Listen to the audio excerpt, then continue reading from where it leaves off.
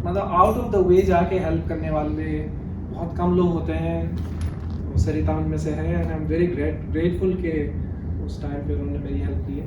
और जब भी हम मिले हैं अच्छे उसमें माहौल में, ऐसा नहीं है कि कोई दुखी होके जाए इनसे मिलने के बाद।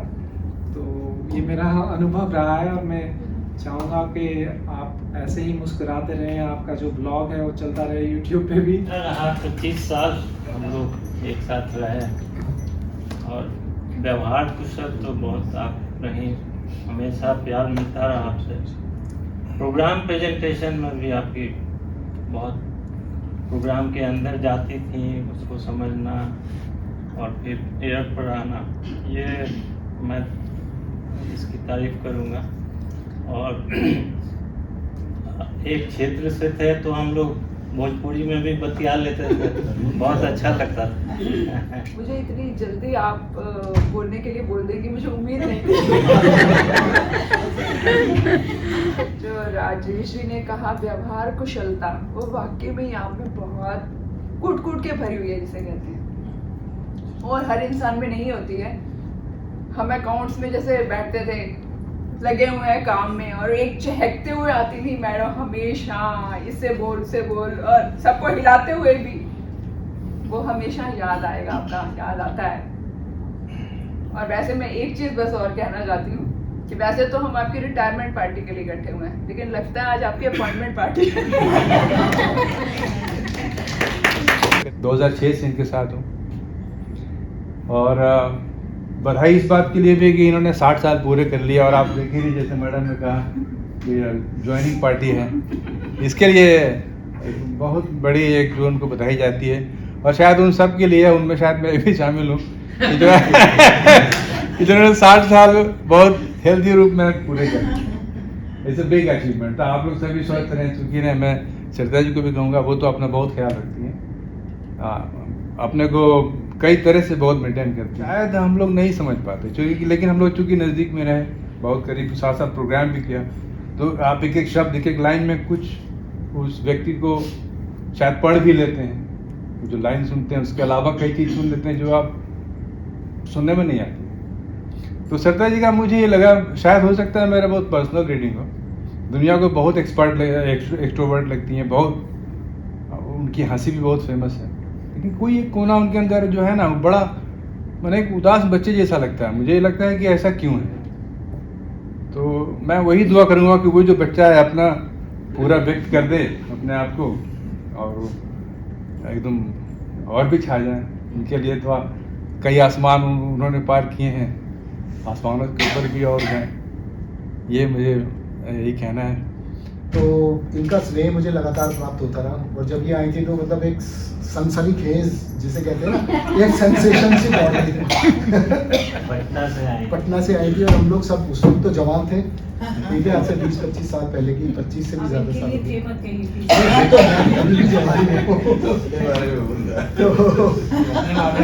हम लोग, मैं इनको समझा जैसे सभी ने कहा कि बहुत ही हंसमुख और बहुत ही लविंग, और अच्छी तरह से कभी भी जब भी कभी बात की इन्होंने, मैंने कभी आज तक इनको ऐसे देखा नहीं कि कभी चिड़ी हुई हो या उदास हो या कुछ हो। तो हमेशा जब भी रस्म मिलती थी वह ड्यूटी रूम में भी, उसके बाद यहाँ आने के बाद भी, जब भी हम लोग मिले ऐसे मिले जैसे कि बहुत ही पुराने दोस्त हों, और हमेशा बहुत प्यार से इन्होंने मुझे भी हमेशा जब भी ट्रीट किया, बहुत अच्छी तरह से किया। और मैं तो उम्मीद करूँगा कि आगे भी ये जो एफरवेसेंस जिसको अंग्रेजी में कहते हैं ना, कि ये जो मतलब जो खुशी जो उछल के बाहर आती है तो bubbling with life, yes that is the right word. तो ये हमेशा ऐसे ही रहें, और इसी तरह से ये हमेशा खुश रहें, स्वस्थ रहें, और जब भी मिले उतने प्यार से मिले जैसे पिछले 25 सालों से। मैडम के बारे में ये कहे के बाद करीब 6 महीना से परेशान करके रख दिल बने कि भाई आज वो 12 बजे रात तक यानी 60 साल पूरा हो जाए। बाकी हमने के सारा ऑफिस में अच्छा ही व्यवहार रहे।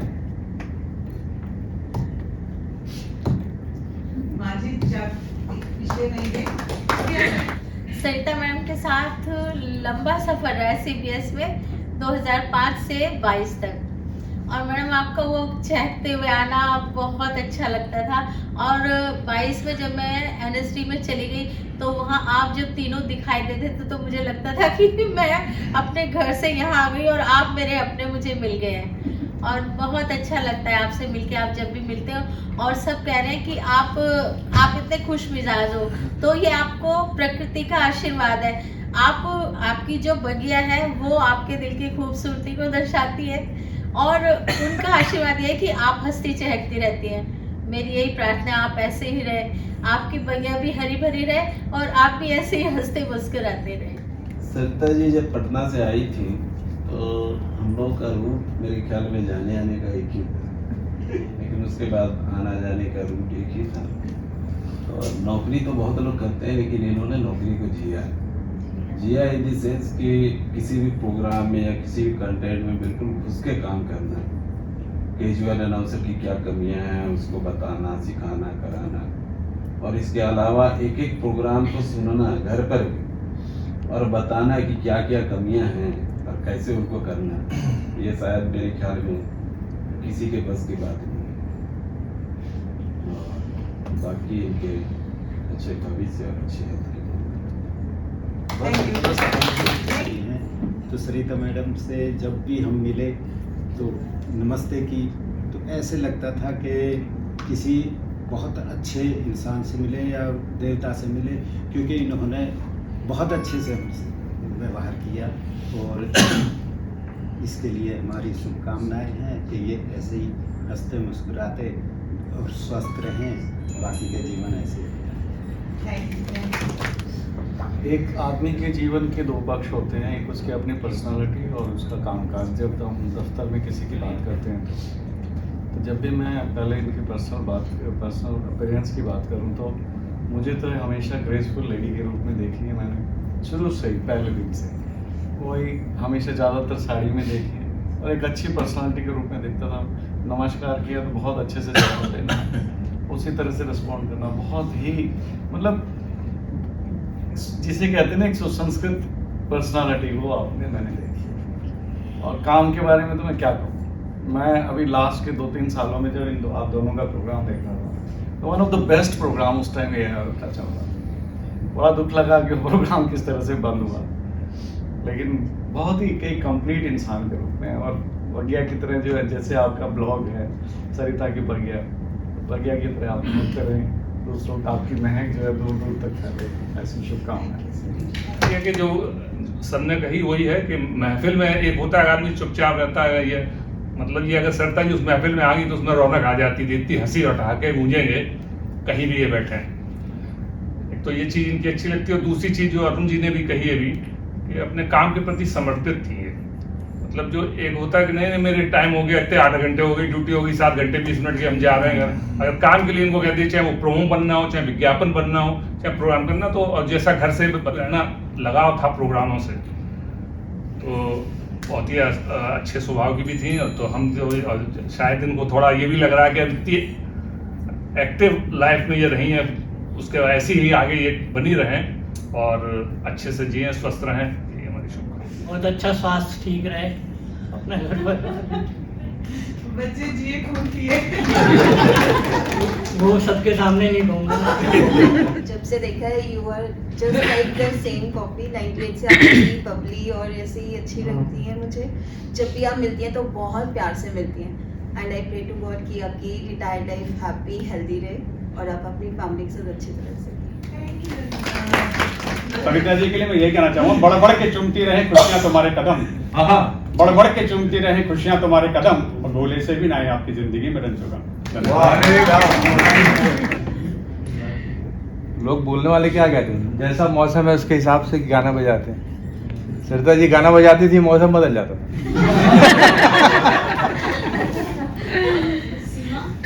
तो पहली बात था जो एक इम्प्रेशन मैंने पड़ा था, मैंने कहा ये लड़की तो ईमानदार है, तो एक ईमानदारी इसमें है। और प्रोग्राम कैसा करती है ये तो कहने की ज़रूरत ही नहीं है, क्योंकि सब सुनते हैं ये प्रोग्राम करती है या प्रोग्राम इसको करता है, मुझे समझ में नहीं आता, क्योंकि पूरी घुस जाती है प्रोग्राम में, तब ये उस तरह से प्रोग्राम करती है। और हल्ला अब तो बिल्कुल वैसे ही शांत हो गया था ड्यूटी रूम, एक हल्ला मचाने वाली थी सर अब तो बिल्कुल ही खामोश हो जाएगा क्योंकि इसी का हल्ला रहता था। और एक बार याद है हमारी एक ही बार लड़ाई हुई और ये इतना गुस्सा है और किस बात पर गुस्सा हुआ रिकॉर्डिंग हो रहा है मैडम, रिकॉर्डिंग हो रहा है। और जब ये खूब गुस्साई, खूब लड़ाई करी और उसके बाद 8:30 बजे जब हम नाश्ता करने आए तो मैं नहीं खा रही थी तो ये मेरे को रोटी में सब्जी रोल करके बोलती है खा, तब ये मेरे को ये नाश्ता करा रही थी। तो ऐसे ही बहुत अच्छा टाइम निकला और खामोश तो ये रहेगी नहीं और रहना भी नहीं चाहिए क्योंकि क्रिएटिविटी खूब कूट कूट के भरी हुई है और वो हमेशा इसके साथ रहेगी। All the best. तो बहुत ही अच्छा लग रहा है हमें आज, और सरिता जी की रिटायरमेंट है तो बड़ी बहन होने के नाते मेरा इनके साथ जो सफ़र है वो 21 साल का है। मैं 2002 में धर्मशाला से ट्रांसफ़र होकर यहाँ आई थी तो इन सब से मेरी यहाँ पे मुलाकात हुई और इन्होंने एक CBS मेरे लिए नया स्टेशन था कि यहाँ पर किस तरह से काम होगा, तो इन्होंने मेरी हर पल पल पर मतलब मदद की, बोलना सिखाया, कैसे किया जाता काम होता था उसमें इन्होंने मेरी सहायता की।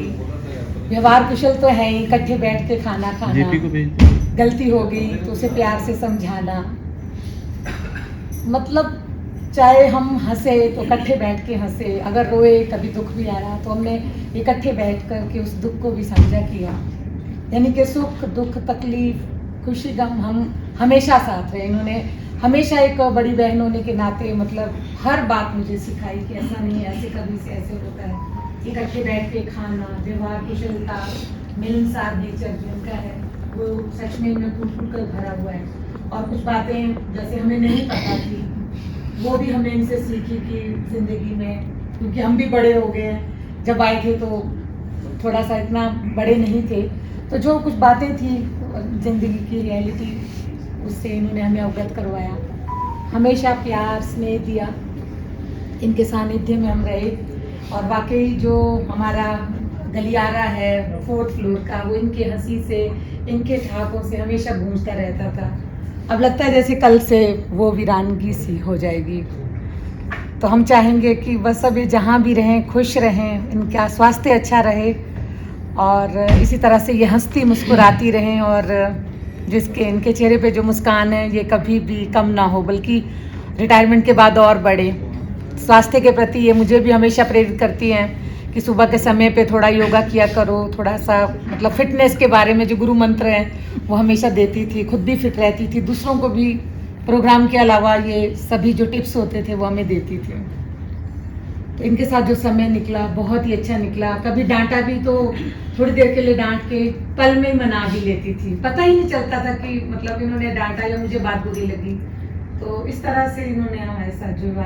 तो बस यही दुआ है कि इनका स्वास्थ्य अच्छा रहे, ये खूब मुस्कुराती रहें और बोलना ना छोड़ें। अच्छा बोलती हैं, अच्छी प्रेजेंटर हैं, बहुत कुछ हमने सीखा। अब भी कभी ज़रूरत पड़ेगी तो हम इनसे मदद लेंगे, कभी भी चहकती रहें इसी तरह से और व्लॉग बनाती रहें।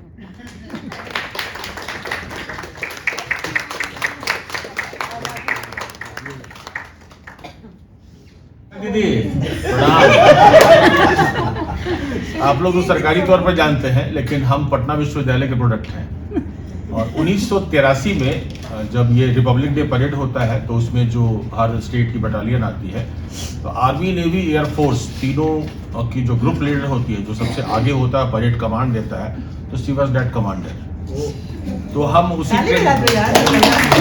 उसमें ये पहली महिला थे बिहार की जो तीनों ट्रुप को, नेवी आर्मी एयरफोर्स के टीम को दिल्ली में परेड में as a team leader as a commander ये परेड की है और हमने साथ दिया है। तो तब से जान पहचान है और आप लोग जितनी बातें कह रहे हैं हम किसी भी बात से हम वो नहीं रखते, इत्तेफाक नहीं रखते। बहुत बदमाशी तो हमने देखा है, आप लोगों ने तो सरकारी तौर पर देखा होगा, नाटकीय देखा होगा, बदमाशी मैंने देखी है। और वो बदमाशी का भी जवाब नहीं था, मतलब उस बदमाशी में भी जिसको जो कह दिया उसको करना, ए केसी क्या है उधर, अब जी दे तो हट जाना होता था, नहीं तो फिर पता चला कि खड़ा करवा देगी धूप में 1 घंटा राइफल लेकर के। तो लेकिन ठीक है, जब शाम होता था ना, जब कल्चरल प्रोग्राम होता था, कैंप फायर की टीम होती थी, तो म्यूजिक का प्रैक्टिस होता था। तो मैं तो रहा म्यूजिशियन, तबला प्लेयर था, तो जितने इवेंट होते थे म्यूजिक में साथ में मैं बजाता था। तो उस समय हम कहते थे, सरदा मैडम ठीक से जरा सा रिदम नहीं मिल रहा है। तब सब लोग कहते अच्छा दिन में जलवा दिखाती है, शाम को किसी का दिखलाइए देते तो बड़ा मजा आता था। तो तब से जो सरिता जी बनी, तो हमारे लिए सरिता दी ही रही है। ये अलग बात है कि कार्यालयीन दिखावे में सिन्हा सर मनवा में हम कहते थे सिन्हा सर बोलो, भीतर से गरिया रही हो। बट शुरू से जो पटना का एक बहुत छोटा सा वाकया है, हमको क्या पता, ठीक है मेरी पोस्टिंग जब हुई तो पटना में पोस्टिंग हुई 94 में। उस समय डीडीओशिप मेरे ही पास था और मेरे ही दस्तखत से ये दिल्ली आई है, ट्रांसफर ऑर्डर जो हुआ था। सरिता जी हुई, नहीं मैं तो अभी आया हूँ, सरिता जी हुई, राष्ट्रीय त्रिवेदी हुई और आशा निवेदी, ये 3 लोगों हमारे सामने उनका ट्रांसफर हुआ है। सिलेक्शन हुआ आशा जी का और वो यहाँ एज ए न्यूज रीडर आई, और राष्ट्रीय जी और सरिता जी ये दोनों ट्रांसफर लेकर के आए। अनूप जलोटा आए थे पटना में एक उसमें कंसर्ट में, तो स्टूडियो रिकॉर्डिंग थी, तो भाई अंदर स्टूडियो गार्ड किसी को जाना ही नहीं दे, सीधे गई स्टूडियो में, जैसे घुसती तो अनूप जलोटा खड़े हो गए। हम कह रहे गजब यार, जहां देखो सब जगह घुसपैठ। अनूप जलोटा अपने आप में एक शक्ति है, महान संगीतकार हैं, लेकिन अनूप जलोटा भी इनको पर्सनली जान रहे थे और इतने स्नेहपूर्ण तरीके से इनको गले लगाया, आशीर्वाद दिया, बातचीत करी, पंजाबी में बात की, बैठी साथ में, लोगों ने फोटोग्राफ लिए। तो मुझे बहुत अच्छा लगा, बहुत प्राउड फील हुआ कि एक जो भीतर का कलाकार होता है, चाहे वो शब्द का हो चाहे संगीत का हो, वो कहीं ना कहीं अपना स्थान बना के रखता है, जिसके चलते उसकी तूती बोलती है। लोग समझते हैं अनाउंसर है, लेकिन अनूप जलोटा तो अनाउंसर नहीं थे ना, वो तो उतने बड़े कलाकार, टॉप ग्रेड आर्टिस्ट हैं। तो वो हम लोगों ने देखा, एक नमूना सब लोगों ने देखा। और बाकी प्रोग्राम्स को लेकर के जो खींचातानी चलती है, उसका प्रोग्राम अच्छा तो उसका प्रोग्राम अच्छा, तो ये चलता रहता था। और उस प्रतिस्पर्धा में उस समय भी आपका नाम सबसे ऊपर था, और कोऑर्डिनेशन का चार्ज मेरे पास लंबे समय तक रहा। मैं बहुत 7 साल तक था पटना सीबीएस में, और वही कारण है कि मैं यहाँ बुलाया गया सीबीएस में, वही 7 साल जो यहाँ से जो मुझे कहा गया कि तुम आओ, तुम्हारा रिकॉर्ड हमने देखा है। मैंने कहा सर मुझे कोई आपत्ति नहीं है, और मेरा सिंगल ऑर्डर निकला था दिल्ली का। तो मैं तब से सरिता जी को जान रहा हूँ, और व्यवहार कुशलता छोड़िए, पर्सनालिटी है, बोलचाल है, आम आदमी के बीच में अपनापन का बोध कराना, ये अपने आप में इनकी बहुत बड़ी खासियत है। और यहाँ दिल्ली आने के बाद तो मैंने सब कुछ देखा, डे टू डे सब कुछ देखा। मुझे वो जो रोजमर्रा की चीजें हैं वो तो मैं जान रहा हूँ, सब कुछ जान रहा हूँ, आप लोगों से पहले से जान रहा हूँ। लेकिन जब मैं उस मीटिंग में गया था मेंबर फाइनेंस के पास, जब विविध भारती के रेवेन्यू की चर्चा हो रही थी, कितना रेवेन्यू कम है, तो हम अरुण जी से डिस्कस करके जाते थे जब इस तरह के मैटर्स होते थे। तो मैंने कहा कि सर पूरा स्लॉट भी बेच देंगे 24 घंटे का, तब भी सर पैसा नहीं आएगा, इसलिए उसका रेट बहुत कम है। हमारे प्रोग्राम्स इतने अच्छे होते हैं कि सर आपको अगर सुनना है उसका नमूना, या विविध भारती की जो कमजोरियां हैं, वीकनेस और स्ट्रेंथ, इन दोनों चीजों को जानना है, तो सर मुझे 5 मिनट आपका समय चाहिए, और उसके लिए मुझे 2 लोगों को बुलाना है, राकेश भसीन को और सरिता भाटिया को। बोले हाँ बुला लो, कौन है ये लोग? बोले अनाउंसर हैं सर, वरिष्ठ, और इनको विविध भारती का चप्पा ज्ञान है, डे टू डे की गलतियां हम पकड़ते हैं, उनको फोन करते हैं, ये क्या कर रहे हो, मुंबई से बजा रहे हो। लंच तक हमारी मीटिंग थी, उस पर 1:45 पे इनको टाइम दिया, बरसात बहुत तेज हो रही थी, और ये दोनों टाइम से आए, बिल्कुल रेडियोफोनिक स्टाइल में टाइम से आए, उसे बैठाया, 10 मिनट छोड़ दीजिए, उस दिन 5:30 बज गया। और मेंबर फाइनेंस थे राजीव सिंह जी, और उनके कमरे में बहुत सारे और भी ऑफिसर्स थे जो उनके साथ काम होगा उसके लिए बैठे थे। अरे बोले इधर तो आओ, देखो कितनी अच्छी बातें हो रही है। मेंबर फाइनेंस को तो लगा ही नहीं रही थी। बोले सर आप ये बताइए, रात को हम गाना बजाएंगे, हम तुम्हें कमरे में बंद हो, चाबी खो जाए, और स्टेशन डायरेक्टर मीमो देगा कि बहुत चाबी भूल गया है, गुम गया है चाबी, और कोई गाना नहीं समझ में आ रहा है। सर ये आखिर कहीं ना कहीं स्क्रीन्ड सॉन्ग है। इन्होंने बहुत सारे उदाहरण दिए, और ही डिसाइडेड कि तुम लोग तय कर लो किस तारीख से दोनों एक साथ 1-2 घंटे का शो करोगे, और 21 तारीख शायद से शुरू किया था हम लोगों ने, और 2 साल तक चलाया। तो ये बहुत बड़ी उपलब्धि थी हमारी कि सप्ताह में 6 दिन इस प्रोग्राम को करना। अनिल जी, सीमा जी, उपासना जी सब गवाह हैं इस बात के कि प्रोग्राम होता था, धूप बरसात गर्मी कुछ भी हो, लेकिन वो प्रोग्राम होता था। तो हर व्यक्ति का कहीं ना कहीं जो सैक्रिफाइस है ड्यूटी के प्रति, डिवोशन है, उसका आचार व्यवहार है, उसके भीतर का जो कलाकार है वो दिख जाता है, वो छुप नहीं सकता है। तो वास्तव में बहुत ही गंभीरता से काम को लेती थी आप। जैसा कि सब लोगों ने कहा कि डिवोट होकर के काम करना, खाना खाया कि नहीं खाया उससे कोई मतलब नहीं है, लेकिन ड्यूटी करेंगे, आज ही प्रोग्राम करेंगे, आज ही गाना बजाएंगे, आज ही होमवर्क करेंगे। 2-2 घंटा हमने देखा दोनों को यहाँ अरुण जी के कमरे में बैठ करके वो प्लेलिस्ट बनाना कि आज के प्रोग्राम में क्या जाएगा, प्रोग्राम कैसे होगा, रिकॉर्ड करना। तो ये सब लोगों में इतना बड़ा दिल नहीं होता, लेकिन कार्य प्रणाली में जब कोई व्यक्ति अपनी पैठ बनाना चाहे तो बना सकता है, अगर उसके भीतर सचमुच ईमानदारी है, डिवोशन है काम के प्रति। सरिता जी में वो चीज कूट कर भरा हुआ है। आपके बारे में ज्यादा कुछ कहने की मुझे जरूरत नहीं है, क्योंकि व्यक्ति का व्यवहार ही उसका आई कार्ड होता है, और उसके भीतर का जो दिल होता है वो छल प्रपंच नहीं होता है, वो सबके साथ एक जैसा ही होता है। तो बहुत सारे वाक्य हैं जो मैं नहीं कह सकता हूं, लेकिन उसके भीतर भी एक बचपना, एक बच्चा दिखाई पड़ता है आपके उस कार्य प्रणाली के प्रति। मुझे अक्सर ये कहना कि तुम बहुत परेशान रहते हो, अकेले रहते हो, कोई बात हो तो जरूर कहना, हम तुम्हारी बड़ी बहन है, ये शब्द ही मेरे लिए बहुत है। तो व्यक्ति है एक परिवार की तरह रहता है, एक परिवार की तरह जीता है। हम में से हर व्यक्ति हमारे लिए या हम आपके लिए क्या सोचते हैं आप नहीं जानते हैं, वो फील होने की चीज है।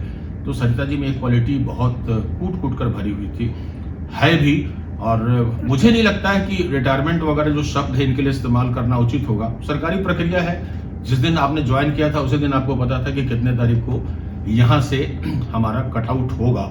लेकिन कोई बात नहीं, संस्था से तो सभी को जाना होता है, लेकिन आपको जो भीतर का जिंदा दिल है वो कभी कटआउट नहीं होगा। जो वॉइस कल्चर है, जो वॉइस मॉड्यूलेशन है, जो बातें हैं, वो कहीं ना कहीं आपको निकालनी पड़ेगी, लोगों को कहीं ना कहीं आपको सुनाना पड़ेगा।